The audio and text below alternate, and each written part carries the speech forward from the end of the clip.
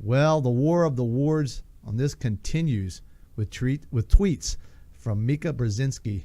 And, of course, the rebuttal tweet, of course, from President Trump. I'm telling you, the tweet wars have begun. This all started when Mika and Joe Scarborough brought up the fact that President Trump had a bunch of recreated Time magazine covers with him on the front page of the magazine. Apparently, Mika really stirred the pot and made a huge issue of this and made it well known that they were not 100% legit. Of course they weren't. But it's too late. The president, of course, struck back. Of course he would, and offered his timely tweet, which accused Mika of having a botched turkey neck nip and tuck procedure done last New Year's Eve. It seems that when Joe and Mika were both at the Mar-a-Lago in Florida on New Year's Eve, President noticed it, and of course he mentioned it, and that's always a sore spot for women. Then, of course, she struck back and made a comment about his hands, and then he called her dumb as a rock, and it went on for a few days. You know, I won't bother you with the he said, she said, I said, they said, bull crap. It goes on and on. You can go on the internet and read it. The truth, Donald has been on the cover of Time magazine, I believe like 14 times. So it really is not a huge stretch having to imply that he was on the cover of a Time magazine, but he put himself in front of his golf country clubs. I guess that's a little thing. You come in and you see him on Time magazine. In fact, when I read this, I thought, so what? Who cares? But apparently they both do. MSNBC, the morning show with Joe Scarborough and Mika Brzezinski and the president, they care a great deal. So the Twitter wars have begun. And by all signs, it won't stop anytime soon. Once the two parties squared off, it was like a dog fight that wouldn't end. Mika kept poking the bear in the cage, and Papa Bear went after her like a dog that had rabies. It reminded me of that old classic movie, Old Yeller.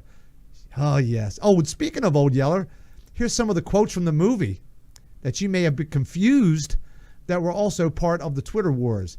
Let me read them to you. Here's some of the quotes for the famous movie.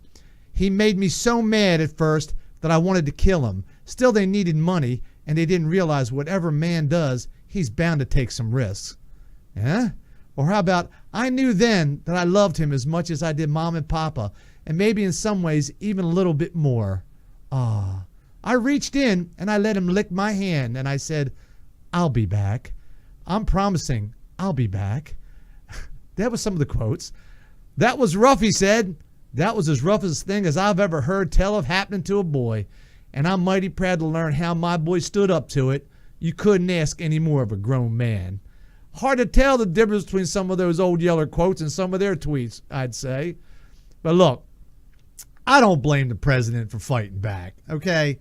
When you have almost everyone against you and everything you've ever done against you, even your own party is giving you a hard time and a hard road to walk, it's a tough day. Every day for that man. And the media, especially the liberal media, will continue to bash this president. They will never stop. Never, never, never, never stop. They're not going to stop ever. You think it was bad before, it's even off the chain now. No. Why? It's very simple. They want ratings. They want ratings to go up at the cost of the country.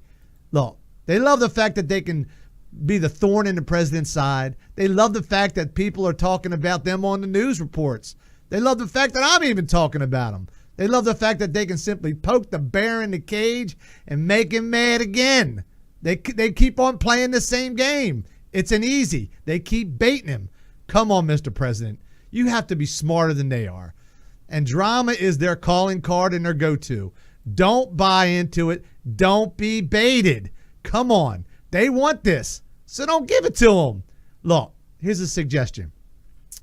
What I would suggest if I was working for the president is I would have your press guys, the Photoshop guys, do a recreation picture of a Time magazine cover with Donald Trump in the boat crossing the Delaware with President Washington. You see that?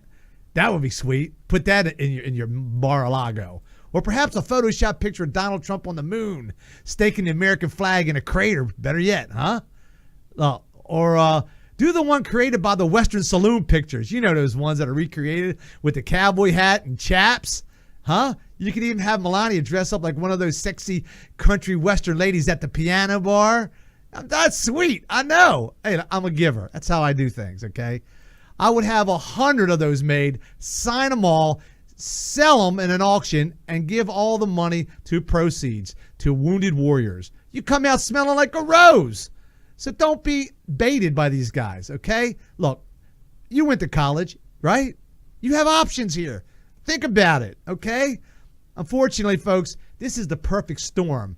It's not that we don't expect you to fight back, because we do expect you to fight back, President. But how can you fight back those cringes where you come out? It's not what you say, it's how you say it that make everybody just cringe. It's the words you use, the way you say them, the style in which you can be reckless and proving your point. So try some humor, okay?